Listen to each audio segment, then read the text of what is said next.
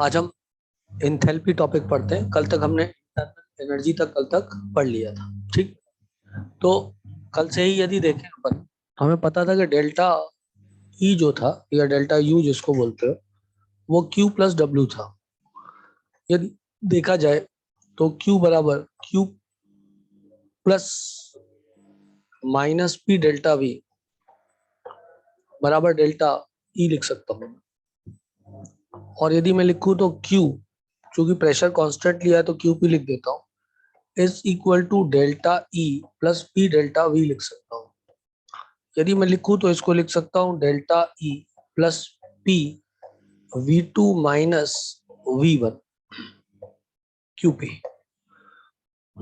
I hope so this is clear to you all. किसी को कोई दिक्कत कोई परेशानी यहाँ पे नहीं होनी चाहिए। इस तरफ आ गया तो कोई दिक्कत की बात ही नहीं। तो मैं लिख सकता हूँ डेल्टा ई, जिसको मैं E two minus E one लिख सकता हूँ, plus P V two minus P V one लिख सकता हूँ। ठीक, मैं चाहूं तो इसको क्यूपी को मैं लिख सकता हूं यहाँ पर E two plus P V two minus E one plus P V one. I hope so आप लोग एग्री करेंगे इस बात से जो भी अभी फिलहाल बोर्ड पे लिखा है। जल्दी बोलो बेटा, क्या सब लोग को ये बात समझ में आई जो भी बोर्ड पे लिखी हुई है? एकदम क्लियर है, क्रिस्टल क्लियर है। जितने भी बच्चे रिस्पॉन्ड जल्दी करेंगे, रिस्पॉन्स जल्दी देंगे, जिससे कि मैं बात को जल्दी समझ जाऊं। ठीक है बेटा, तो आप समझ गए, बहुत बढ़िया, सुंदर। अब क्या मैं यहाँ पर एक जनरल फॉर्मूला लिख सकता हूँ कि Q P is equals to E plus P V, और क्यू पी के लिए मैं एच शब्द का प्रयोग करता हूँ, that is heat at constant pressure. Change of heat at constant pressure के लिए शब्द इंथैल्पी का प्रयोग मैं करता हूँ, और ई होता है इंटरनल एनर्जी। Internal energy. अब बेटा जैसा अब तक पढ़ते आए वैसा ही बात करेंगे। एच किस टाइप की प्रॉपर्टी होती है? H is A extensive property. H is A extensive property. अगले सेंटेंस आप समझ गए होंगे मैं क्या लिखने वाला हूं। मैं लिखने वाला हूं H is A state function. H is A state function मतलब एक्सटेंसिव प्रॉपर्टी का मतलब ये हुआ वो अमाउंट पे डिपेंड करता है। अमाउंट बढ़ाओगे तो हीट एट कांस्टेंट प्रेशर बढ़ जाएगा, change of heat constant pressure पे बढ़ जाएगा। जबकि स्टेट फंक्शन का क्या मतलब होता है? स्टेट फंक्शन का मतलब होता है पाथ डिपेंडेंट नहीं है। ये बात हमारी कई बार हो चुकी है। ठीक, तो इतना कंसेप्ट सबको क्लियर है। अब हम और थोड़े आगे बढ़ते हैं इसकी डेरिवेशन के रास्ते, और थोड़ा इसको फैलाएं। समझ, मैं लिखता हूं H is a function of temperature and pressure. जैसे कि कल हमने पढ़ा था कि internal energy is a function of, internal energy is a function of. कोई बता सकता है मेरे को दो चीजों का फंक्शन मैंने कल बोला था, क्या क्या था वो? Internal energy is a function of कल बताया था, किसी को याद है? E is a function of, किसी बच्चे को याद है? E is a function of temperature and volume, कल लिखाया था E is a function of temperature and volume. जबकि H is a function of temperature and pressure. इसको मैं d H is equals to d H by dough T at constant eight constant pressure D T लिख दूंगा, plus डो H by डो P at constant temperature DP लिख दूंगा। एक expression ये लिख सकता हूँ। ठीक है, एक को कांस्टेंट रखते हुए दूसरे को डिफरेंशिएट कर, क्योंकि दो चीजों का वो फंक्शन था। इसी प्रकार कल मैंने आपको लिखा था कि डेल एच बराबर डो H by dough T V D T, और सॉरी डेल यू बराबर, कल मैंने इंटरनल के लिए यू का function of temperature and volume लिखा था, तो यहाँ डेल ई लिखा था, ये डेल ई था, ये डेल टी था, ये वी था और ये डी टी था। ये del E by del P था, टी था और ये डीवी था, यदि आप लोगों को याद आ गया हो। ठीक है बेटा, ये कल की बात थी। आज अपन पढ़ रहे हैं एंथैल्पी, कल हमने पढ़ा था इंटरनल एनर्जी। अच्छा, अब अपन वापस से आते हैं उसी फॉर्मूले पे जो थोड़ी देर पहले हम लोग पढ़ चुके हैं। वो फॉर्मूला क्या था? वो फॉर्मूला था H is equal to E plus PV। क्या तुम्हें वो फॉर्मूला याद है? H is equal to E plus PV, ये था वो फॉर्मूला। चलो आओ उस फॉर्मूले पे और थोड़ी ज्ञान की बात करते हैं बेटा। इस फॉर्मूले के बारे में यदि हम देखें तो मैं लिख सकता हूं therefore del H is equal to del E plus del PV। Del E plus del PV। रंग बहुत ही खराब हो गया, चलो दूसरा रंग ले लेते हैं। अच्छा नहीं दिख रहा, सुंदर नहीं दिख रहा, शायद क्लियरली नहीं दे रहा है दिखाई। चलो दूसरा रंग ले लेते हैं, रंगों की कमी थोड़ी ना है। चलो बेटा सफेद से लिखते हैं। सो H की जगह मैं लिखता हूं del H is equals to इसका चेंज प्लस डेल PV।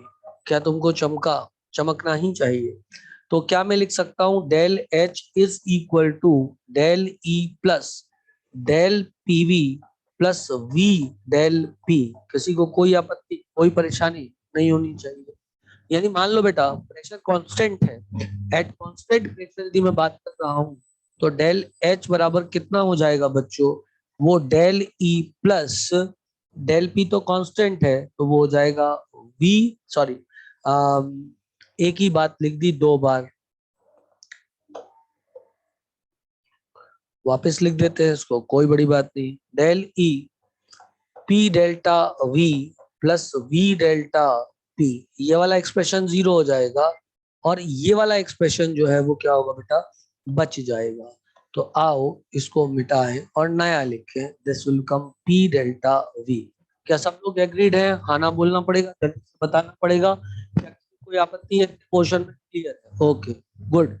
चलो आगे बढ़े बच्चों। तो आगे लिखेगा अपन, क्या मैं लिख सकता हूँ H इज इक्वल टू मैंने लिखा E प्लस PV, जैसा कि मैं पहले लिख चुका हूं ये वाला एक्सप्रेशन। तो आप खुद सोचो, क्या मैं H बराबर E प्लस NRT लिख सकता हूँ? किसी को प्रॉब्लम तो नहीं होनी चाहिए। PV इज इक्वल टू क्या होता है बेटा? NRT होता है। अब मैं क्या लिखूंगा? मैं लिखूंगा del H is equal to del E plus del NRT plus NR delta T। क्यों? क्योंकि मैं या तो नंबर ऑफ मोल्स में चेंज कर सकता हूँ या मैं टेम्परेचर में चेंज कर सकता हूँ। तो R तो कांस्टेंट है, तो क्या डेल NRT या NR डेल्टा T। तो ये बात यहाँ पर लिखी जा सकती है। क्या बात क्लियर है बच्चों को? बहुत बढ़िया। अब मान लो गैस का एक्सपांशन या कॉन्ट्रेक्शन हुआ है तो डेल एन की वैल्यू तो जीरो होगी बेटा। In expansion and contraction, in compression और एक्सपांशन, कॉम्प्रेशन और एक्सपांशन में क्या होगा? डेल एन की वैल्यू तो क्या होगी बेटा? डेल एन की वैल्यू तो टकलू होगी, तो मैं नहीं आया। तो मैं क्या लिखूंगा? मैं लिखूंगा del H is equal to del E plus N R delta T. नहीं आया। Plus N R delta T, बोलो आ जाएगा बेटा? ये जो एच के एक्सप्रेशन है इनकी मदद से हम लोग जो है कोई भी सवाल को कैलकुलेट कर सकते हैं। इंथैल्पी के तमाम सवाल सॉल्व किए जा सकते हैं। क्या इतना एक्सप्रेशन सबको याद है? तो फिर आगे इंथैल्पी के और सवाल आपको करा दूं और हम लोग आगे बढ़ जाएं इस टॉपिक पर। यदि आप लोग हाँ करेंगे तो मैं आगे बढ़ूंगा। जल्दी से हाँ ना बोल दो बेटा। ठीक है, ओके। अच्छा, ये भी कहा जा सकता है यदि कोई इक्वेशन, चलो इसके बारे में थोड़ी सी चर्चा और कर लेते हैं। मान लो कोई इक्वेशन, मेरे पास एक इक्वेशन है A gas plus B gas gives me A B gas, correct है? तो इस केस में डेल्टा एन जी की वैल्यू क्या होगी बेटा? डेल्टा एन जी की वैल्यू होती है gaseous moles of product minus gaseous moles of reactant. Product में एक ही गैस का मोल है, रिएक्टेंट में दो है, तो 1 - 2 बराबर हो जाएगा -1। बोलो आया?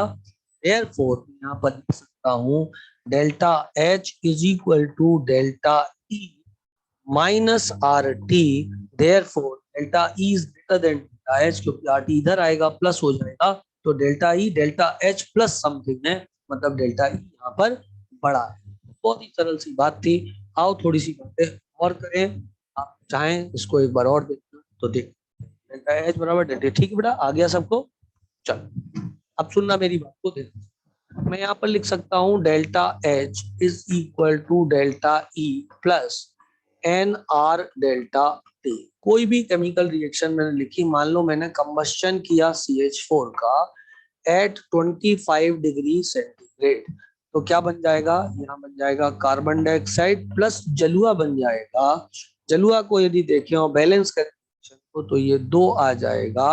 अब ऑक्सीजन कार्बन एक हाइड्रोजन चार ऑक्सीजन 4, इधर भी 2 करना पड़ेगा।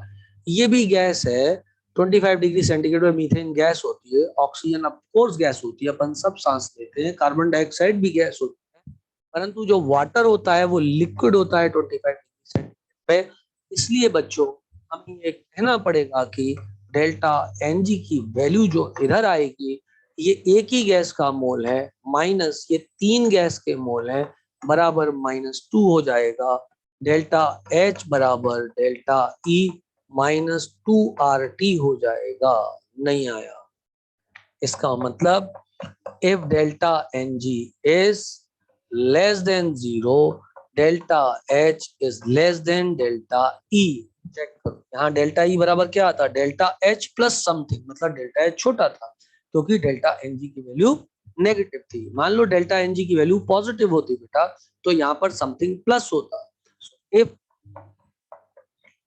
Delta N G is equals to 0, तो डेल्टा एच बराबर डेल्टा ई हो जाएगा बेटा, कोई बड़ी बात नहीं है।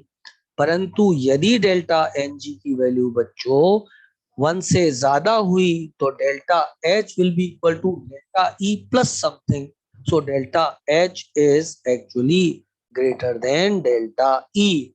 क्या 100% बच्चों को ये बात समझ में आ गई? आना बोलना पड़ेगा, जल्दी से बता दो बेटा। 100% बच्चों को ये बात क्लियर है? ओके ओके, ठीक है, क्लियर है सब, बहुत बढ़िया। आप सबको बहुत बहुत मुबारक हो क्लियर पर। अब मेरे पास तरह तरह के सवाल आ सकते हैं। किसी ने बोला C2H6 है, इसका कंबस्शन करना चाह रहे हैं, CO2 प्लस H2O बनाएगा और 100 डिग्री सेंटीग्रेड पर ऐसा काम किया गया है। बैलेंस करें बेटा, यदि मैं बैलेंस करूंगा तो बैलेंस पता लगेगा, यहाँ पर 2 लिखना पड़ेगा क्योंकि कार्बन यहाँ पर 2 है, यहाँ 3 लिखना पड़ेगा क्योंकि हाइड्रोजन यहाँ पर 6 है, 6। अब ऑक्सीजन को बैलेंस करें तो ये 4 और ये कितना है 3, मतलब 7, मतलब ये 7/2। ये भी गैस, ये भी गैस, ये भी गैस और ये भी गैस। अब इसके मोल कितने हैं 5, तो डेल्टा एन जी का मान कितना आएगा बेटा 5 माइनस 3.5 और 1 4.5, मतलब 4.5 बराबर 0.5। नहीं आया, जल्दी बोलो बेटा आया कि नहीं आया? 0.5 वैल्यू सही है, मैंने कोई गलती तो नहीं करी इतने में? ठीक है, था बैलेंस सब सही था। कार्बन 2 बहुत खुशी की बात, हाइड्रोजन 6 ये भी खुशी की बात। 3 और 4 7, 7/2 इंटू O2, ये 5, 3.5 और 1 4.5 आंसर आ गया। क्या मैं लिख सकता हूँ delta H is equal to बच्चों delta E plus delta nRT। So delta H will be equal to delta E plus RT by 2, क्योंकि उसकी वैल्यू डेल्टा N की कितनी थी 0.5। चमका कि नहीं चमका? तो इस टाइप के सरल सरल सवालों को कभी भी कैलकुलेट किया जा सकता है, समझे? डेल्टा H क्या है? This is change of heat at constant pressure, this is change of heat at constant volume.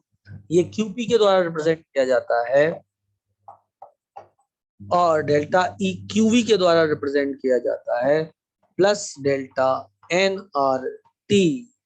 बोलो हाउ क्लियर है बेटा इतनी बात सब लोगों को? सो हम ऐसे भी लिख सकते हैं इसको, QP is equal to QV plus delta N R T. इसी के साथ ये छोटू सा टॉपिक, इसका थ्योरेटिकल पार्ट मैंने आपको सुंदर सा पढ़ा दिया।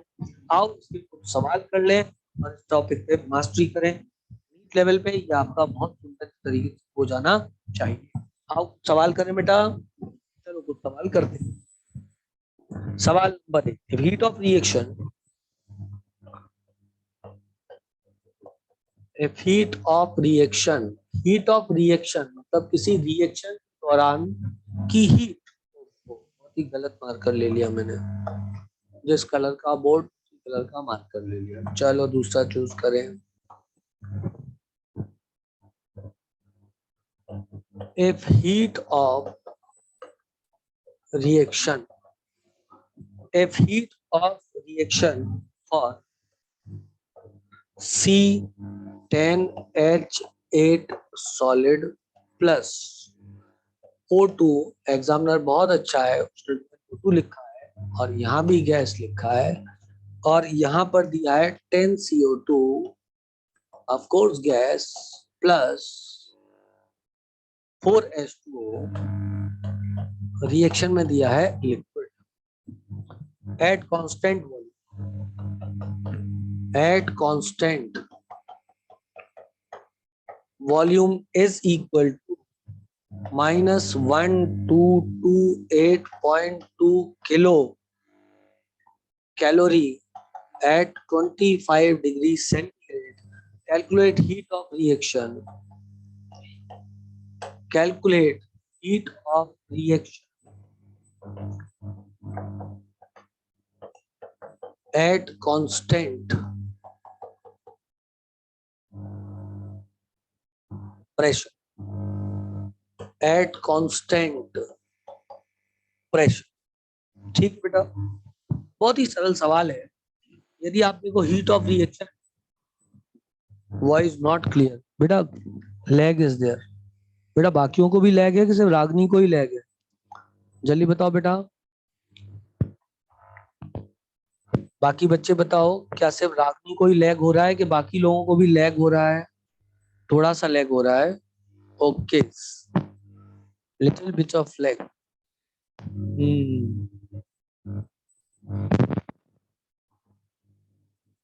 अभी भी है कि चला गया? कभी कभार 1-2 सेकंड के लिए होता है फिर चला जाता है। यदि है तो फिर मैं उसे ठीक करवाऊं, नहीं है तो फिर कोई बात ही नहीं है।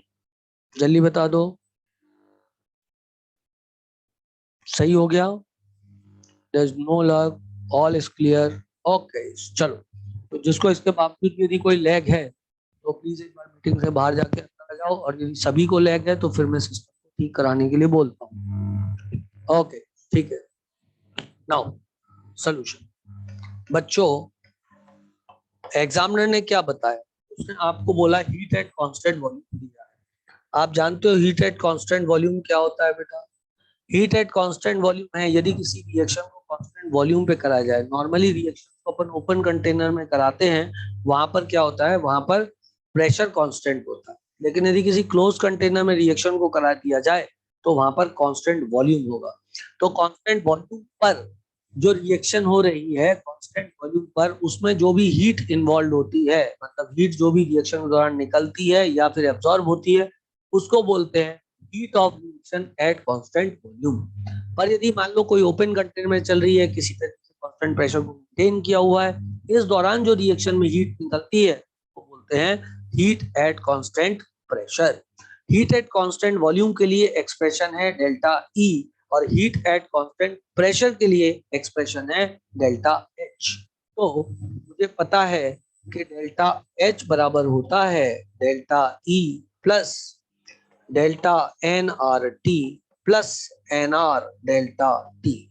परंतु चूंकि इस रिएक्शन के दौरान टेम्परेचर कांस्टेंट है, जब भी रिएक्शन हुई तो टेम्परेचर तो कांस्टेंट था 25 डिग्री सेंटीग्रेड, तो इसका मतलब एन आर डेल्टा टी की वैल्यू तो टकलू हो जाएगी। बोलो how? N R delta T की वैल्यू तो टकलू हो जाएगी। बोलो how?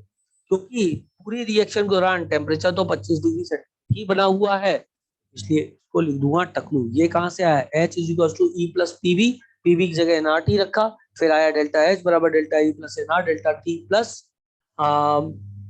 NR delta T plus delta N R T. ठीक है, इसमें से ये वाला चला जाएगा। अब डेल्टा एच निकालना है, डेल्टा ई दिया है। डेल्टा ई कितना दिया है बच्चों? डेल्टा ई दिया है -1228.2 काय में kilo calorie, plus delta N की वैल्यू कितनी है? यहाँ देखा जाए तो इसके 10 मोल है, इसको तो लेना नहीं है क्योंकि ये लिक्विड है। ये 12 मोल है, ये सॉलिड है, इसका मतलब ये कितना हुआ? -2 हुआ बेटा। 10 - 12 बराबर -2, तो this is -2 into are T. अब इसकी वैल्यू काय में है? किलो कैलोरी में है तो आर की वैल्यू होगी 2 इंटू 10⁻³ नहीं आया। आर की अलग अलग वैल्यूज हम लोग लेते हैं, मैंने आपको पहले भी बताया होगा। आर की वैल्यूज जो हम लेते हैं वो अलग अलग वैल्यूज लेते हैं। आर की वैल्यू कैलोरी में कितनी ली जाती है? 2 कैलोरी, याद आया? 2 कैलोरी पर मोल पर केल्विन, पर मोल पर केल्विन वैल्यू ली जाती है, जबकि यही वैल्यू आर की किलो कैलोरी में 2 इंटू 10⁻³ ली जाती है किलो कैलोरी पर मोल पर केल्विन। तो वही वैल्यू यहाँ पर मैंने लिखी है, तो आर की वैल्यू आ गई मेरे पास। और टी की वैल्यू जो है केमिस्ट्री में सदा एब्सोल्यूट स्केल में ही टेम्परेचर को प्लेस करना है, 290 आ जाएगी। बस ये भी माइनस डेल्टा एच की वैल्यू माइनस में दोनों जुड़ जाएगी, ये भी माइनस ये भी माइनस। अब इन दोनों को जोड़ करके जो वैल्यू आ जाए वो करेक्ट आंसर हो जाएगा। करेक्ट आंसर आ रहा है -1229। अब ये कैलकुलेशन आप लोग बना लोगे, मैं आपके बिहाफ पर ये वाला कैलकुलेशन नहीं करूंगा। 229.392 किलो कैलोरी। क्या सवाल समझ में आया? सवाल में पूछा क्या था, ये बात हमको एब्सोल्यूट क्लियर होनी चाहिए कि इंथैल्पी एट कांस्टेंट वॉल्यूम दिया था और इंथैल्पी एट कांस्टेंट प्रेशर पूछा था। कांस्टेंट वॉल्यूम पे जो इंथैल्पी होती है वो डेल्टा ई के बराबर होती है, कांस्टेंट प्रेशर पे जो होती है वो डेल्टा एच के बराबर होती है। Do you agree with me? क्या मैं आगे बढ़ जाऊं? सबको समझ में आ गया बच्चों? Okay guys, let's move. अगला सवाल। For a reaction at 25 degree centigrade, कोई रिएक्शन हो रही है 25 डिग्री सेंटीग्रेड पर, रिएक्शन है अमोनिया गैस, 25 डिग्री सेंटीग्रेड ऊपर लिख देता हूँ, half N2 plus 3/2H2। Delta H की वैल्यू जो है डेल्टा एच नॉट बराबर 11.04 किलो कैलोरी। ठीक है, कैलकुलेट डेल्टा ई। क्या हल हुआ सवाल है? शर्म आ जाएगी करने में? क्या सभी बच्चों से ये सवाल हो जाएगा? हाँ ना करके बोल दो जल्दी से। डेल्टा एच दिया है, डेल्टा ई नॉट आपसे पूछा है। डेल्टा एच नॉट, नॉट का मतलब स्टैंडर्ड ऑफ टेम्परेचर प्रेशर है ना बेटा? क्या सभी से बन जाएगा? जल्दी से हाँ ना करके बता दो बेटा, क्या ये वाला सवाल सभी से बनेगा कि नहीं बनेगा? सबसे पहले बताओ, बनेगा? जल्दी बोलो।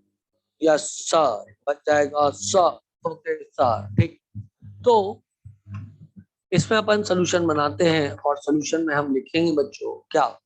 डेल्टा ओके, हम लिखेंगे delta H is equal to delta E plus delta N R T. अब सोचो, डेल्टा ई की वैल्यू हमको निकालनी है तो मैं लिख दूंगा डेल्टा ई बराबर delta H minus delta N R T. Delta H की वैल्यू कितनी दी है बेटा? 11.04 kilo calorie, minus delta N की वैल्यू कितनी है बेटा? ये भी गैस, ये भी गैस, ये भी गैस, 25 डिग्री सेंटीग्रेड में सब गैस होगी है, तो 1.5 + 1 2 - 1 1 आ जाएगा, ये आ गया 1। आर की वैल्यू 2 इंटू 10⁻³ 25 डिग्री सेंटीग्रेड मतलब 298। जो आंसर आ जाए करेक्ट आंसर हो जाएगा। मैथमेटिकल वैल्यू कैलकुलेट करने पर 10.44 किलो कैलोरी आ रही है। आप आंसर को चेक कर सकते हैं, कैलकुलेट। ठीक है बेटा, अगला क्वेश्चन कराऊं? आओ अगला क्वेश्चन भी करें हम, जल्दी जल्दी। इधर लिख दो, चलो इधर लिखने की कोशिश करते हैं, देखते हैं बनेगा कि नहीं बनेगा। नहीं बनेगा तो कोई बात। एट, बड़ा सिंपल है, at 27 degree centigrade internal energy change for reaction क्या है? 27 डिग्री सेंटीग्रेड पर H2 प्लस Cl2 ले लिया है और 27 डिग्री सेंटीग्रेड लिया है इसने, ऑफ कोर्स 2HCl बनाया होगा। और उसने बोला है कि डेल्टा ई की जो वैल्यू है वो है 2 कैलोरी है। Find enthalpy change of the reaction. Find enthalpy change. अब इंथैल्पी चेंज मतलब डेल्टा एच, एच को बोलते हैं ना enthalpy. Enthalpy change for reaction, तो इस क्वेश्चन का क्या महत्व है? भाषा और कुछ नहीं, है ना? डेल्टा एच के लिए क्या बोलते हैं? डेल्टा एच के लिए अपन heat change at constant pressure बोलते हैं या इंथैल्पी चेंज बोलते हैं, समझ ला? तो इंथैल्पी चेंज पे भी मैं बात करूं, कितना आ जाएगा? Delta H will be equal to delta E plus delta N R T क्या आप बता सकते हो डेल्टा एच बराबर ही डेल्टा ई है, क्योंकि डेल्टा एन की वैल्यू 0 है तो मैं नहीं आया। तो डेल्टा एच की वैल्यू भी कितनी हो जाएगी, 2 ही हो जाएगी। डेल्टा ई तो है तो डेल्टा एच भी 2 होगा, क्योंकि वैल्यू जो डेल्टा एन की है वो कितनी है बेटा, टकलू है। ठीक है, ये सवाल भी आपको हो गया, सिंपल सरल सवाल था। अगला सवाल इसी टॉपिक पे ले लेते हैं फटाफट फट नाउ। अगला question, the heat of combustion of gaseous methane. मान लो मैंने गैसियस मीथेन लिया है और इसका हीट ऑफ कंबस्शन बताना है। सबसे पहले CO2 प्लस H2O लिखना पड़ेगा, यहाँ 2 हुआ, यहाँ भी 2 हुआ। टेम्परेचर दिया है चाचा ने 298 केल्विन और दिया है the heat of combustion of gaseous methane eight constant volume measured in bomb calorimeter. Bomb calorimeter एक इंस्ट्रूमेंट है जिसके अंदर अपन वॉल्यूम कांस्टेंट रहता है। तो heat of reaction measured in eight constant volume क्या हो जाएगा, eight constant volume heat of reaction at constant volume क्या होता है, डेल्टा एच होता है या डेल्टा ई होता है। Heat of reaction at constant volume क्या होता है, डेल्टा एच होता है या डेल्टा ई होता है। तो of course you know that वो डेल्टा ई होता है। तो डेल्टा ई की वैल्यू उसने बताई है, heat at constant volume, heat of combustion eight constant volume जो बताई है वो -885.4 किलो जूल पर मोल दी हुई है। और पूछ रहा है find value of enthalpy change at same temperature. इसी टेम्परेचर पर इंथैल्पी चेंज की वैल्यू को बताओ। सो सिंपल मेरे भाई, सॉल्यूशन क्या हो जाएगा, डेल्टा एच बराबर delta E plus delta N R T. दुनिया जानती है डेल्टा ई की वैल्यू -885.4 दी है, प्लस डेल्टा एन की वैल्यू ये कितना हुआ 298 केल्विन का मतलब 25 डिग्री सेंटीग्रेड। तुम्हें नहीं आया, इस समय लिक्विड होगा कि नहीं होगा, ये गैस होगा, ये गैस होगा और ये गैस होगा। इसका मतलब इसका 1 मोल, इसके 3 मोल, मतलब ये -2। और काय में दिया है, किलो जूल में दिया है, तो आर की वैल्यू 8.314 इंटू 10 की पावर -3 इंटू 298। भाई आर की जो वैल्यू है वो बराबर होती है 8.314 जूल पर मोल पर केल्विन, या आर की वैल्यू होती है 8.314 इंटू 10 की घात -3 किलो जूल पर मोल पर केल्विन।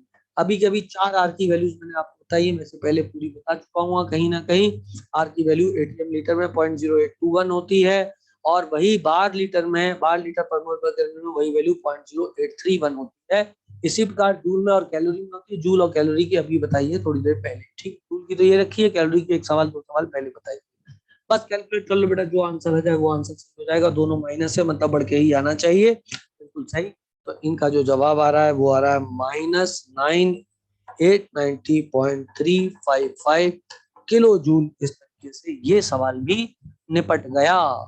आओ एक आध सवाल और करें, पीएचडी करें और फिर आगे बढ़ते हैं। बच्चों the enthalpy change for the reaction this is this, what will be the delta E. सरल सवाल है, कराने का मन नहीं कर रहा है, प्रकार के सवाल 2-3 मैं आपको करा चुका हूँ, कोई मतलब नहीं निकलेगा। एक और सवाल देख लेते हैं।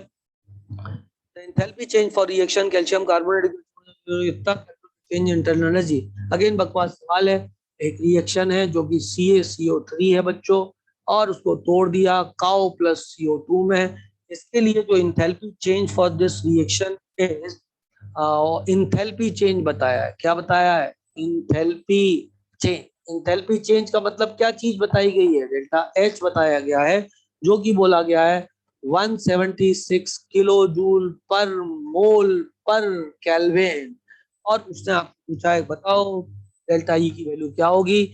तो डेल्टा एच बराबर होगा delta E plus delta N R T. दुनिया जानती है ये गैस है, ये सॉलिड है, ये सॉलिड है, तो डेल्टा एन की वैल्यू 1 हो जाएगी। डेल्टा ई की वैल्यू पूछी है, डेल्टा एच की दी है, तो 176 माइनस, ये इधर जाएगा माइनस हो जाएगा, और 1 इंटू आर की वैल्यू 8.314 इंटू 10 की पावर -3 इंटू टेम्परेचर कुछ 1000 केल्विन मेंशन किया हुआ है, इंटू हो जाएगा पूरा 1000। इसने इसको मार दिया, इससे इसको माइनस कर दो, तो डेल्टा ई की वैल्यू आ रही है 167.686 kilo joule kilo joule. Delta E की वैल्यू आ जाएगी इतनी किलो जूल। आया कि नहीं आया? बोलो बेटा, सबको एकदम क्लियर, क्रिस्टल क्लियर? ओके। एक दो सवाल ऐसे ही मैं आपसे पूछता हूँ, बताना। When a solid melts there is no increase in enthalpy, increase in enthalpy, decrease in enthalpy, anything can happen. जब कोई सॉलिड मेल्ट करता है तो एंथैल्पी इंक्रीज होती है, डिक्रीज होती है, मतलब हीट इंक्रीज होगी या डिक्रीज होगी? जल्दी बोलो बेटा। जब कोई सॉलिड मेल्ट करेगा तो एंथैल्पी क्या होगी? इंक्रीज होगी या डिक्रीज होगी? जल्दी बताओ बेटा। तो एंथैल्पी इंक्रीज होगी। शाबाश अवनी, एंथैल्पी इंक्रीज हो जाएगी। ठीक है, अब बताओ, कोई रिएक्शन हो रही है, N2+3H2 gives 2 मोल। बताओ कौन सी वैल्यू बड़ी होगी? N2+3H2 gives me 2 मोल अमोनिया। बताओ डेल्टा ई बड़ा होगा या डेल्टा एच बड़ा होगा? ये नंबर 1 है, ये नंबर 2 है, कौन सा बड़ा होगा? 1 या 2? जल्दी बोलो बेटा। बताओ, ये वाली रिएक्शन है, बताओ डेल्टा ई बड़ा होगा कि डेल्टा एच बड़ा होगा? इस रिएक्शन में डेल्टा ई बड़ा होगा कि डेल्टा एच बड़ा होगा? सोचो, क्या तुम्हें नहीं पता? इसकी डेल्टा एन जी की वैल्यू -2 है। नहीं आया? डेल्टा एन जी की वैल्यू कितनी है? -2 है।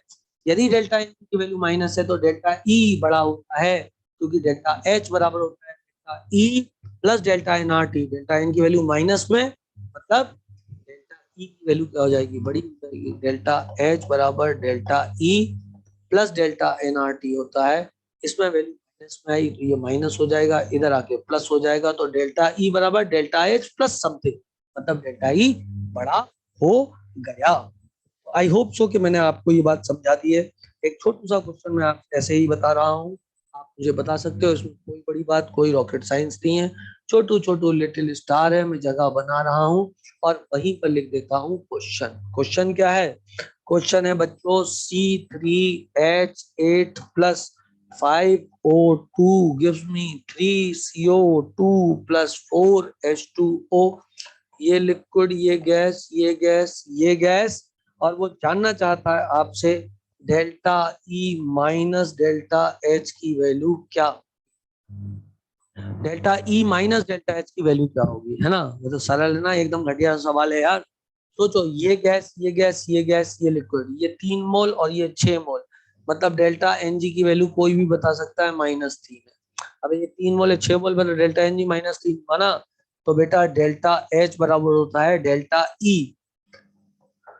Delta E minus N R T कितना हो जाएगा? -3 RT हो जाएगा। तुम्हें नहीं आया? इसको इधर ले जाओ तो ये हो जाएगा 3 RT is equals to delta E minus delta H.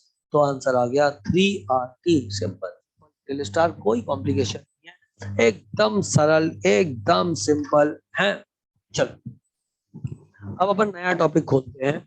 नया टॉपिक है ना, एंथैल्पी हो गया बेटा। अब मैं आपको हीट कैपेसिटी पढ़ा देता हूँ थोड़ा थोड़ा, जितना जितना केमिस्ट्री में है, फिजिक्स में बहुत डिटेल में आप पढ़ोगे, फिर भी मैं यहाँ भी आपको अच्छे से पढ़ा देता हूँ इसको। ठीक है ना?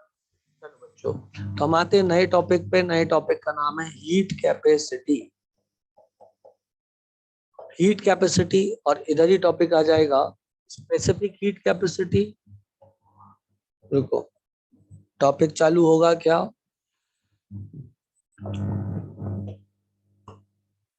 हीट कैपेसिटी,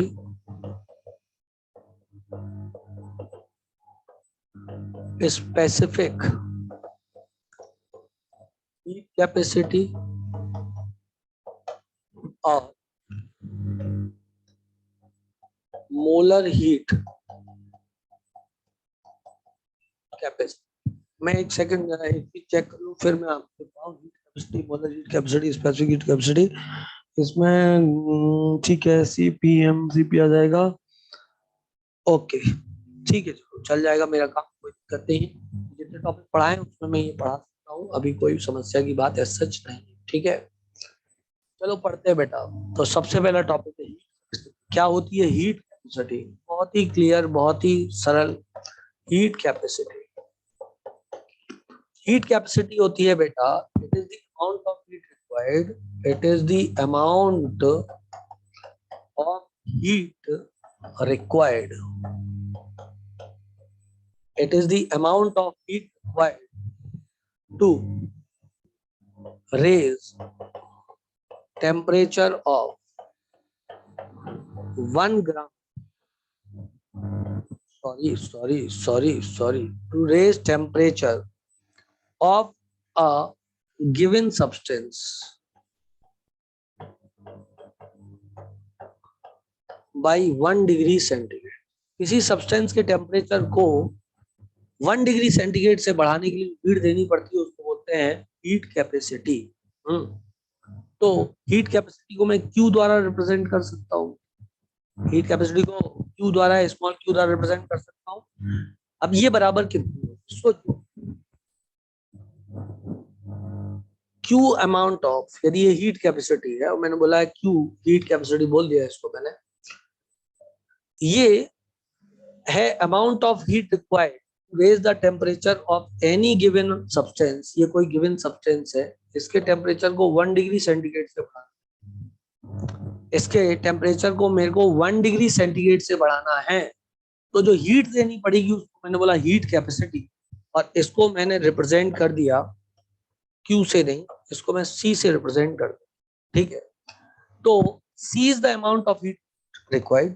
क्या हुआ बेटा, C क्या है, C is amount of heat required to raise the temperature of this given substance. इसकी मात्रा नहीं दी हुई है सब्सटेंस की, सिर्फ सब्सटेंस दिया हुआ है, और इस सब्सटेंस के टेम्परेचर को 1 डिग्री सेंटीग्रेड से बढ़ाने के लिए हीट देनी पड़ी, वो हीट थी C अमाउंट ऑफ हीट, उसको बोला गया हीट कैपेसिटी। बोलो चमका। Heat capacity is amount of heat to raise the temperature of given amount of substance by 1 degree centigrade. इसका अमाउंट लेकिन नहीं पता है कि कितना है, 1 ग्राम है, 1 किलो है, 100 किलो है, 1 टन है, कुछ नहीं पता है। मोल है कि क्या है, कुछ नहीं पता है। बोला इसके टेम्परेचर को 1 डिग्री सेंटीग्रेड से बढ़ाने की जो हीट देनी पड़ी उसको बोलते हैं हीट कैपेसिटी, और C के बराबर, ठीक। अच्छा सोचो, यदि मान ली इसी के टेम्परेचर 1 डिग्री जगह में 2 डिग्री सेंटीग्रेड से बढ़ाना चाहता, तो मेरे को हीट कितनी देनी पड़ती बेटा, क्या मेरे को 2C देनी पड़ती, तुम्हें नहीं आया। 1 डिग्री सेंटीग्रेड से टेम्परेचर बढ़ाने की जो हीट देनी पड़ी वो C हीट कैपेसिटी कहा गया।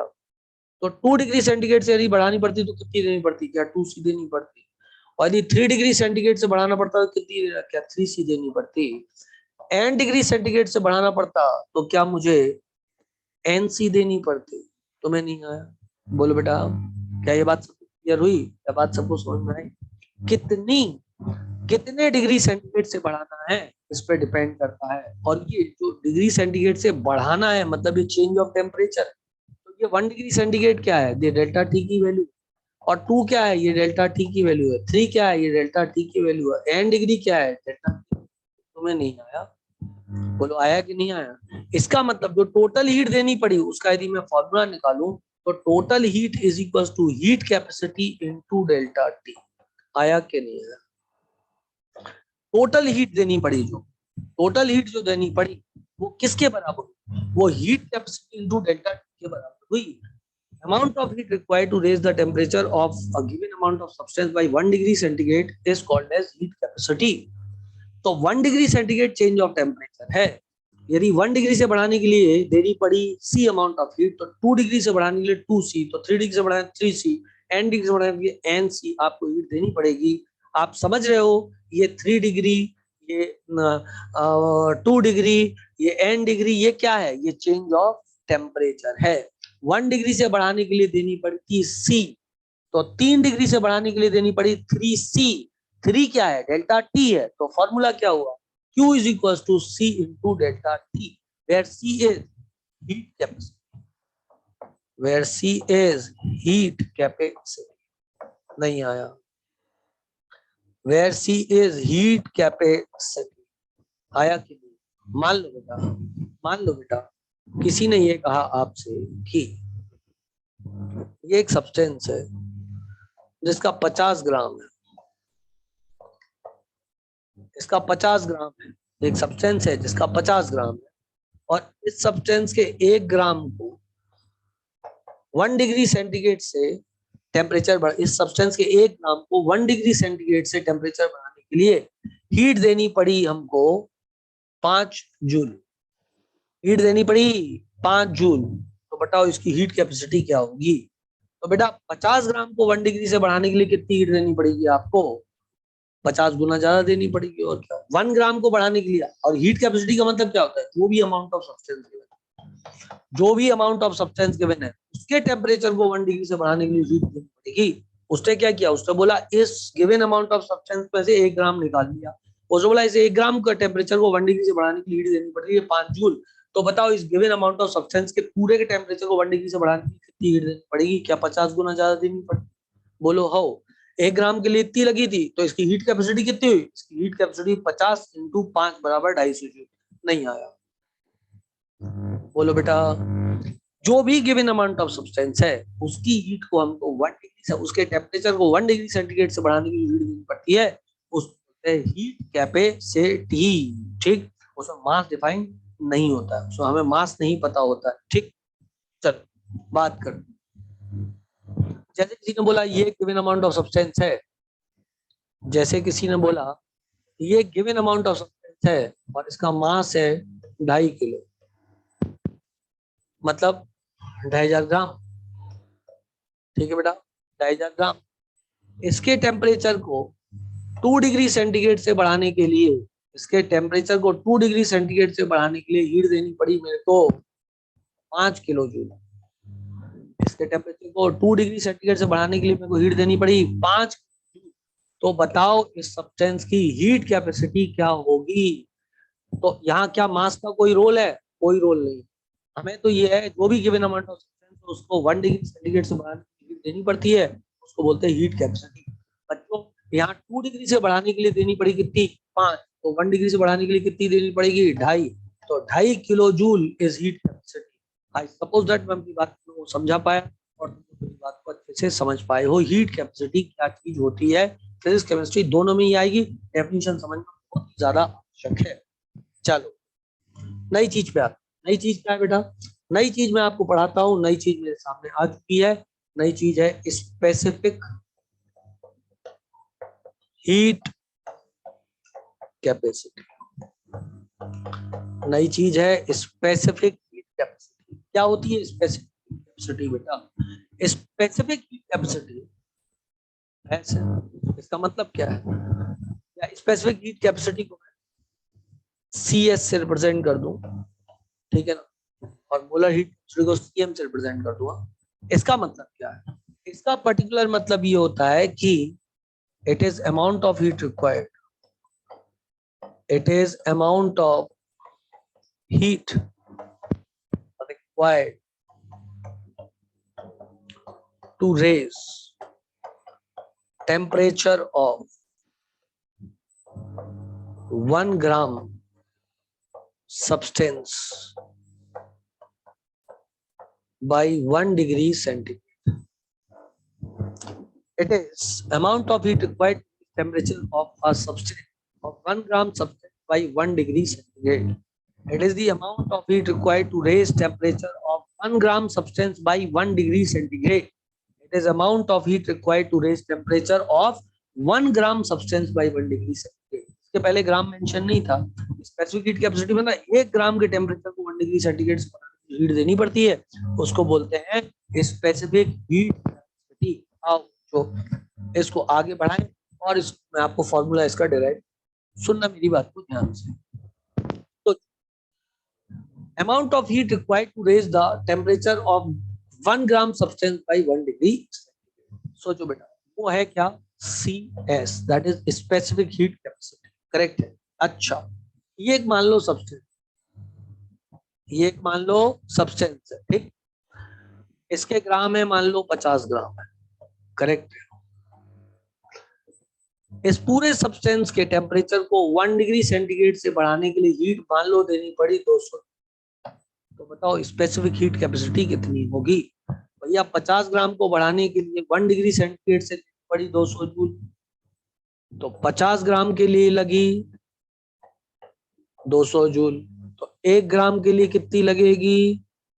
50 को 1 बनाओ तो डिवाइड बाई 50, तो ये भी डिवाइडेड बाई 50, तो ये कितनी आ गई? 4। नहीं आया। ये कितनी आ गई? 4। 4 क्या लगी? जूल। तो ये कितनी हो गई? 4 joule. 4 joule is specific heat capacity. नहीं आया। Specific heat capacity. अब सिर्फ 1 डिग्री सेंटीग्रेड से बढ़ाने के लिए लगी। अब फॉर्मूला क्या होता है हीट का? तो हीट गिवन कितनी हो जाएगी? हीट गिवन बराबर हो जाएगी, समझना, हीट गिवन बराबर होगी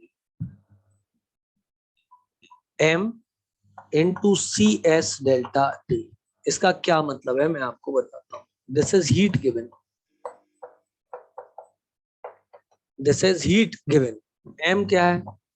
m है mass of substance in grams, mass of substance in grams. Delta T क्या है? Change of temperature, change of temperature. और सी एस क्या है? 1 ग्राम टेम्परेचर को 1 डिग्री से बढ़ाने के लिए जो हीट देनी पड़ती है उसको सी एस बोलते हैं। तो ये क्या हो गया? ये हो गया स्पेसिफिक हीट कैपेसिटी। सोचो, यदि आपके पास, मान लो ये कोई सब्सटेंस है, मान लो आपके पास ये कोई सब्सटेंस है, ठीक, 50 ग्राम, ये कोई सब्सटेंस है 50 ग्राम, ठीक है। इसकी स्पेसिफिक हीट कैपेसिटी की वैल्यू जो है हमको दी हुई है 2। इसकी स्पेसिफिक हीट कैपेसिटी की वैल्यू हमको दी हुई है 2। मान लो बेटा, यदि इसकी स्पेसिफिक हीट कैपेसिटी की वैल्यू 2 है, मतलब 1 ग्राम के टेम्परेचर को 1 डिग्री से बढ़ाने के लिए देनी पड़ती है, उसको बोलते हैं स्पेसिफिक हीट कैपेसिटी। तो 50 ग्राम को बढ़ाने के लिए कितनी देनी पड़ेगी? इसकी 50 गुना ज्यादा। तो Q बराबर कितनी हो जाएगी? Q बराबर हो जाएगी 2 इंटू 50। परंतु ये तो कब है? जब बोला उसने कि 1 डिग्री से बढ़ाने के लिए स्पेसिफिक हीट कैपेसिटी क्या है? 2 आपको देनी पड़ी, 2 जूल आपको एनर्जी देनी पड़ी 1 डिग्री सेंटीग्रेड से टेम्परेचर बढ़ाने के लिए। अब उसने क्या 50 ग्राम को 1 डिग्री से बढ़ाना तो कितनी हीट देनी पड़ेगी? तो 50 गुना ज्यादा देनी पड़ेगी। लेकिन वो 1 डिग्री जगह थी, बोलता था 4 डिग्री बढ़ाना है तो 4 गुना और ज्यादा देनी पड़ती। भाई पहली बात तो मास बढ़ा इसलिए ज्यादा देनी पड़ी, दूसरी बात टेम्परेचर भी बढ़ा इसलिए ज्यादा देनी पड़ी, इसलिए 2 वेरिएबल आ गए। और वही 2 वेरिएबल मैंने यहाँ पर सवाल में लिए हैं। ये स्पेसिफिक हीट कैपेसिटी, मास बढ़ाया तो उसी प्रोपोर्शन में बढ़ जाएगा, और टेम्परेचर बढ़ाया तो यहाँ 2 वेरिएबल हीट कैपेसिटी एक ही वेरिएबल था, यदि याद आ रहा हो तो। यहाँ पर 2 वेरिएबल है। हीट कैपेसिटी के अंदर कितने हीट कैपेसिटी, जब अपन ने हीट नापी थी, जबकि मैंने डिफाइन किया था हीट कैपेसिटी, तो वहां मास का कोई रोल नहीं था, यहाँ मास का भी रोल है, क्योंकि स्पेसिफिक पर ग्राम डिफाइन होती है, हीट कैपेसिटी पर ग्राम डिफाइन नहीं होती है, जो भी गिवन अमाउंट ऑफ सब्सटेंस है उसके लिए डिफाइन होती है। तो अब सोच, इसको 1 डिग्री से बढ़ाने के लिए 2 देनी पड़ी, तो पता 50 ग्राम को बढ़ाने के लिए कितनी देनी पड़ेगी? तो इंटू 50 हो जाएगा। लेकिन 1 डिग्री नहीं बढ़ाया, उसने बोला इसके 50 ग्राम को मेरे को 3 डिग्री से टेम्परेचर बढ़ाना था, बताओ कितनी हीट देनी पड़ेगी? तो पहली बात तो 50 गुना ज्यादा बढ़ाना है, और 3 गुना टेम्परेचर है, तो इंटू 3 भी आ जाएगा। अब ये क्या है बेटा? ये है specific heat capacity C S. ये 50 क्या है? ये मास इन ग्राम है। और ये 3 क्या है? ये डेल्टा टी है। तो मैं, और देखो यही वो फॉर्मूला है जो मैंने यहाँ पर लिखा है, प्रैक्टिकली आपको फॉर्मूले को प्रूव करके बताया है। बोलो हाउ। ये क्या चीज होगी बेटा? ये चीज होगी हमारे पास में स्पेसिफिक कैपेसिटी के बारे में बात तब हुई। अब आती क्या है? अब आती है इसके बाद molar heat capacity. Capacity, molar heat capacity. Now let us take molar heat capacity. Molar heat capacity का क्या मतलब है? आप स्पेसिफिक हीट कैपेसिटी समझ गए, तो मतलब आप मोलर हीट कैपेसिटी भी समझ गए, कोई बड़ी बात नहीं उसमें। मोलर हीट कैपेसिटी का मतलब क्या हुआ? इट इज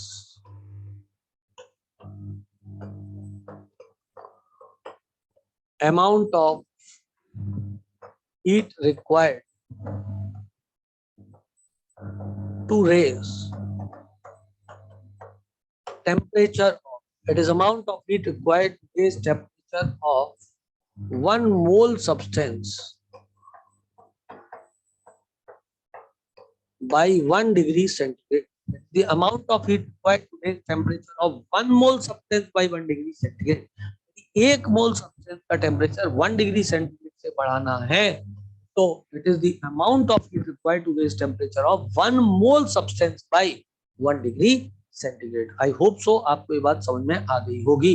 अब सोचो, 1 मोल को बढ़ाने के लिए आपको हीट कुछ देनी पड़ेगी, 10 मोल को बढ़ाने के लिए 10 गुना ज्यादा देनी पड़ेगी, 1 डिग्री सेंटीग्रेड बढ़ाने के लिए आपको हीट कुछ देनी पड़ेगी, 10 डिग्री सेंटीग्रेड बढ़ाने के लिए 10 गुना ज्यादा देनी पड़ेगी, मतलब यहाँ भी 2 वेरिएबल आ गए। तो इधर क्या हो जाएगा? Heat given is equal to N C M delta T, जहां पर एन क्या है, नंबर ऑफ मोल्स, एन क्या है, number of moles, delta T क्या है, change of temperature, change of temperature, ठीक है। सीएम क्या है, CM is molar heat capacity, molar heat capacity, very interesting, ठीक।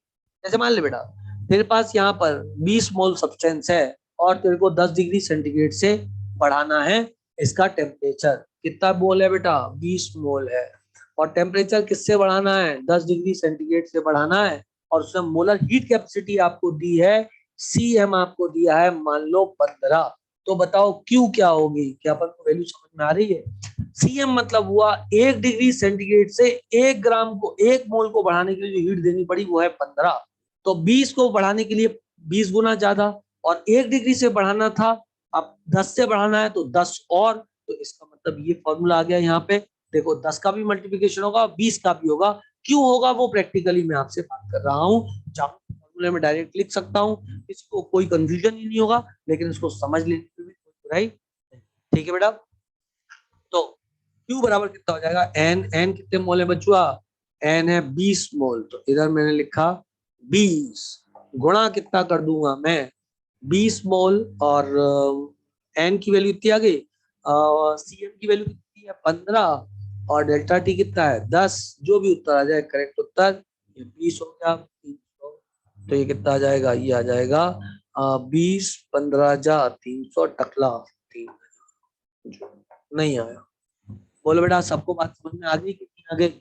इस तरीके से अपन ये सब सवाल कैलकुलेट कर सकते हैंगे, जूल पर मोल, जूल पर मोल। और जब यही चीज स्पेसिफिक में थी, मतलब लास्ट वाले क्वेश्चन में थी स्पेसिफिक कैपेसिटी थी, तो यहाँ पर मैंने वैल्यू 2 जूल पर ग्राम लिख देना चाहिए, 2 जूल पर ग्राम लिख देना चाहिए था। आई होप सो मैं अपनी बात तुम लोगों को समझा पा रहा हूँ, और सभी बच्चे मेरी बात को सीख रहे हैं, समझ रहे हैं, और आपको फायदा भी हो रहा होगा।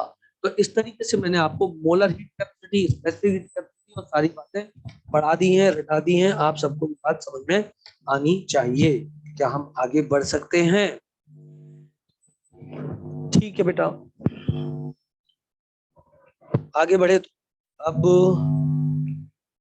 हम लोग ये पहले भी पढ़ चुके हैं, और क्या पढ़ाया था मैंने आपको, मैंने आपसे बोला था कि जो डी एच बराबर होता है वो होता है N C P D T, और जो डी यू बराबर होता है वो होता है N C B D T, correct. तो मैं लिखना चाहूँ यहाँ पर तो मैं लिख सकता हूँ for 1 mole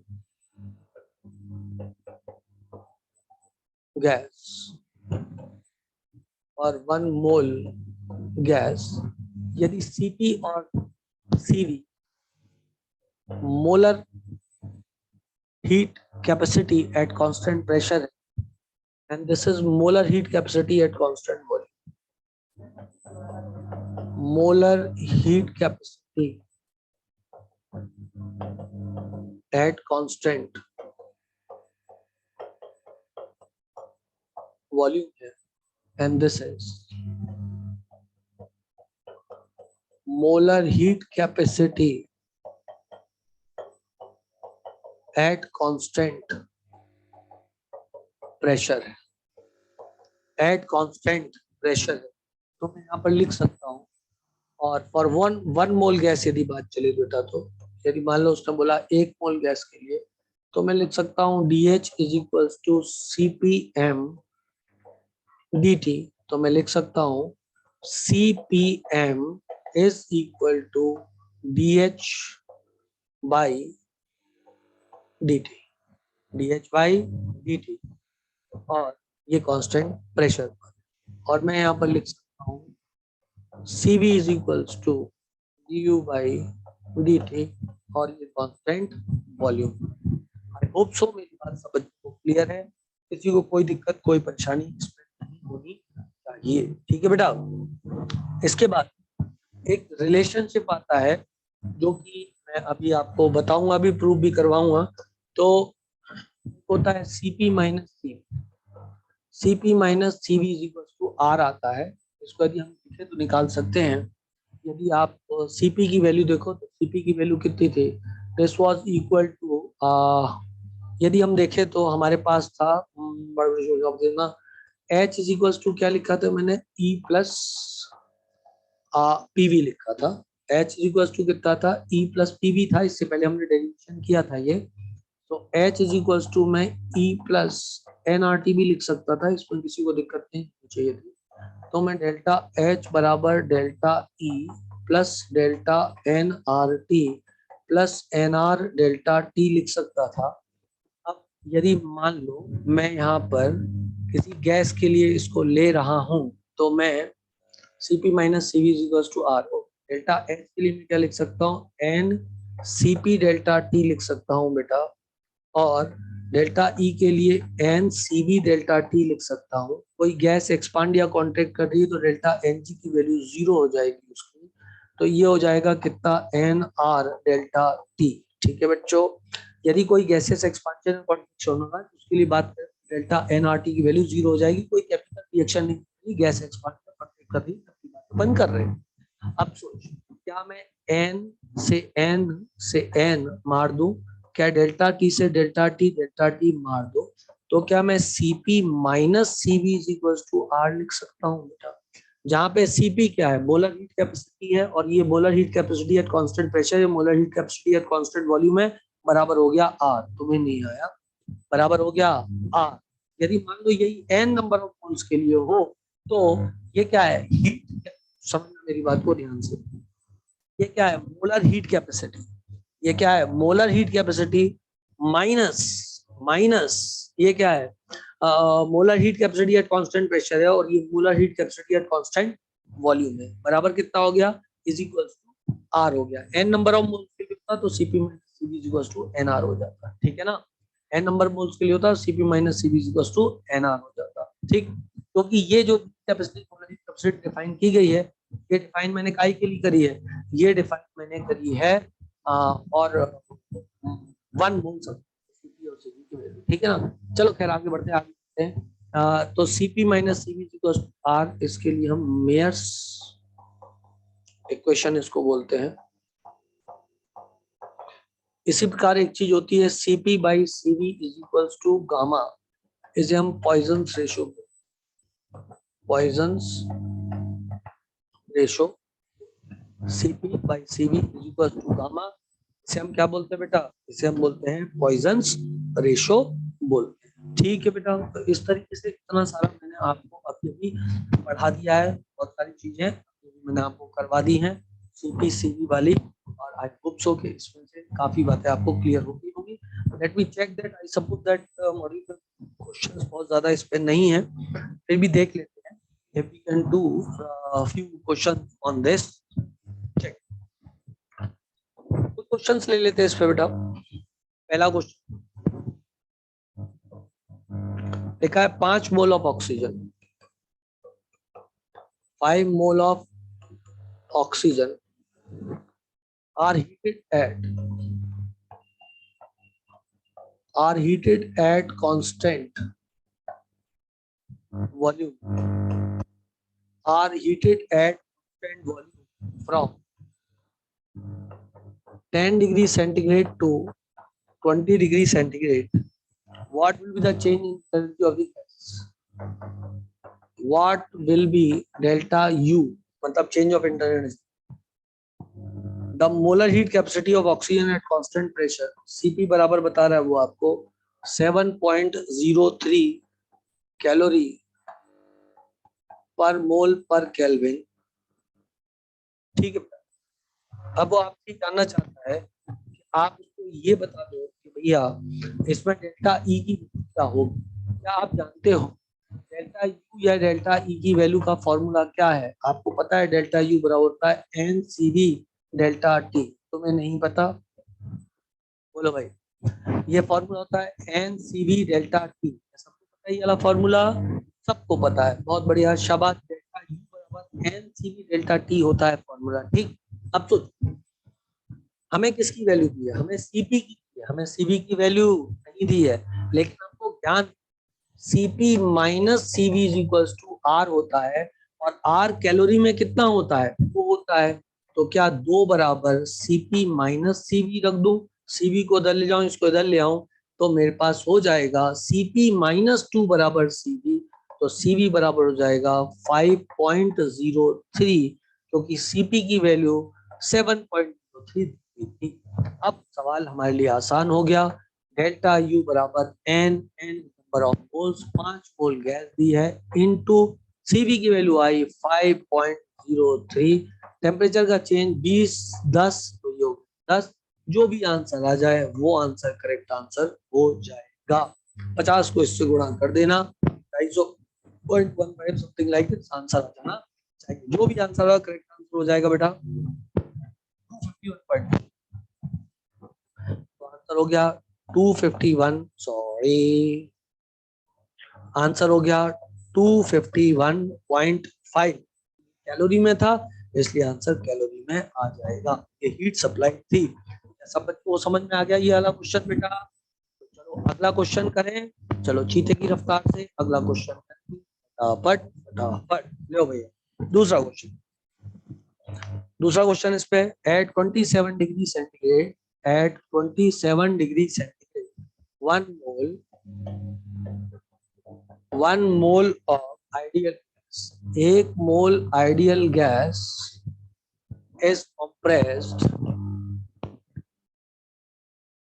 is compressed isothermally and reversibly.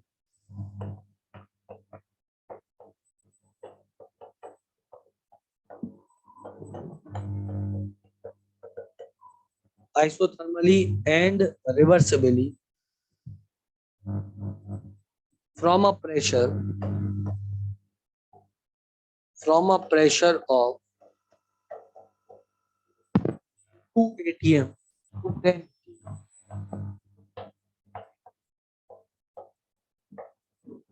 calculate delta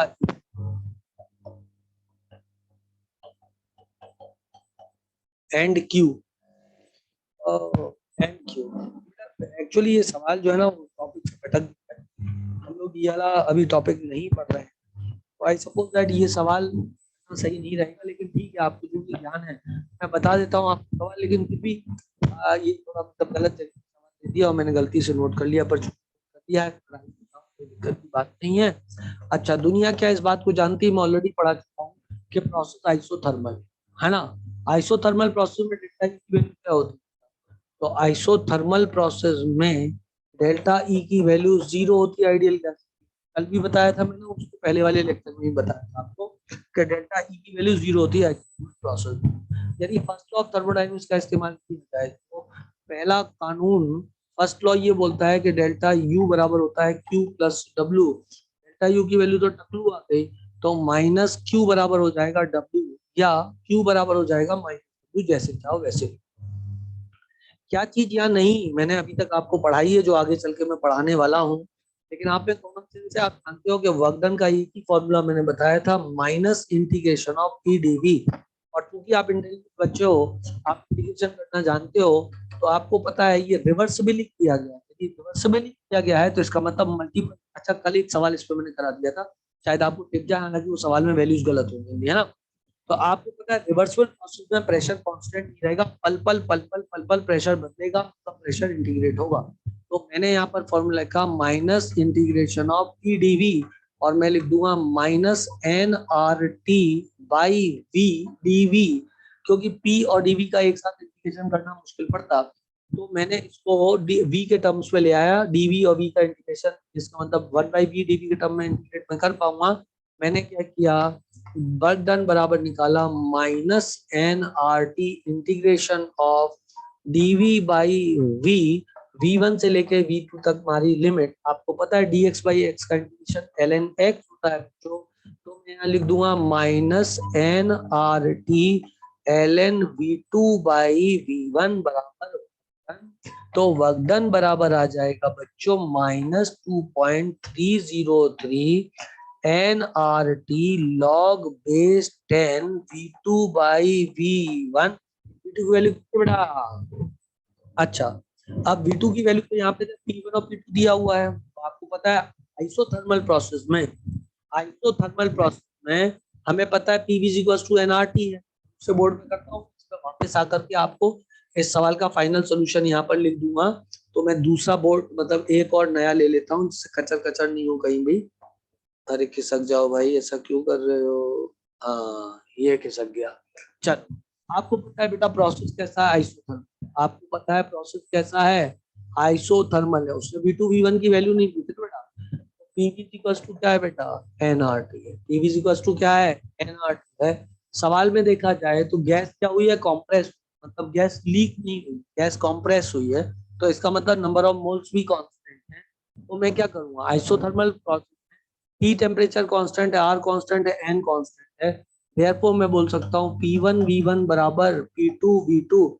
therefore V2 by V1 is equals to P1 by P2। तो मेरे जो वर्क डन का फॉर्मूला मेरे पास आया था -2.303 NRT log base 10 V2 by V1, वही फॉर्मूला में लिख सकता हूँ वर्क डन बराबर -2.303 NRT log base 10 P1 by P2 बोलो। ओ तो क्या आ जाएगा? P1 by P2 बराबर वर्क डन। अब आ गया -2.303 टू एन की वैल्यू दी थी यहाँ पर 1 मोल आइडियल गैस था। 1 into R की वैल्यू मेरा मन प्रेशर का में लिया मैंने, एटीएम में ले लिया प्रेशर। अच्छा जूल में लेना है तो आर की वैल्यू 8.31 ले लो, क्योंकि प्रेशर से फर्क नहीं पड़ेगा, एटीएम एटीएम को मार देगा।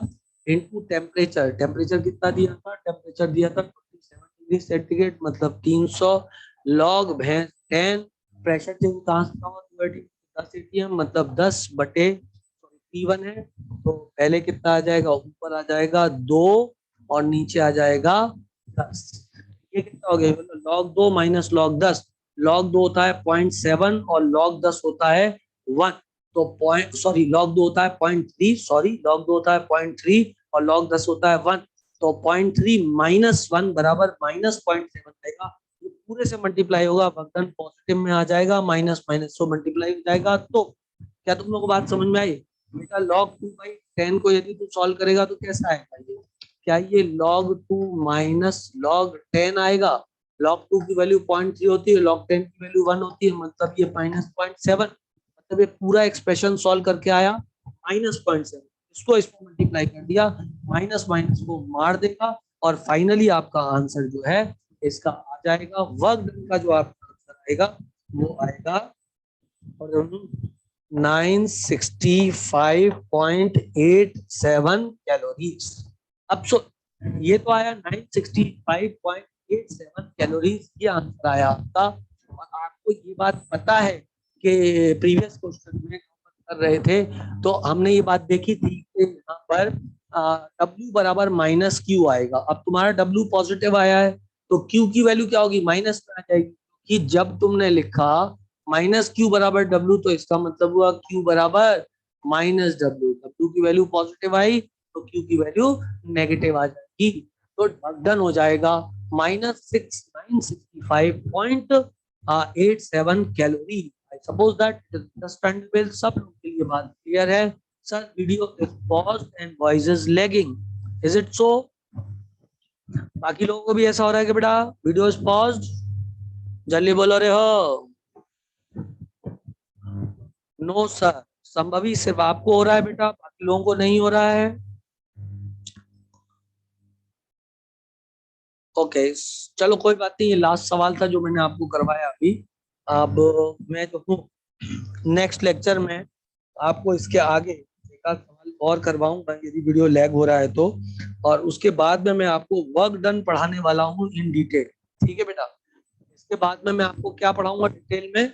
मैं आपको इस लेक्चर के बाद, क्योंकि लेक्चर हो चुका है ऑलरेडी 1.5 घंटे का, तो मैं आपको नेक्स्ट लेक्चर में पढ़ाऊंगा वर्क डन इन डिटेल। हो सकता है आज ही पढ़ा दूं, हो सकता है कल पढ़ा दूं। ठीक है बेटा?